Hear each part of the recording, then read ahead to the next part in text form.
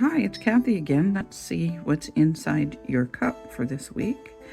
If you look here, I see two people, both with their arms up. They're on kind of a platform. One's a little higher than the other, but there are definitely two people and they are celebrating. So it's a good indication that you have something to look forward to.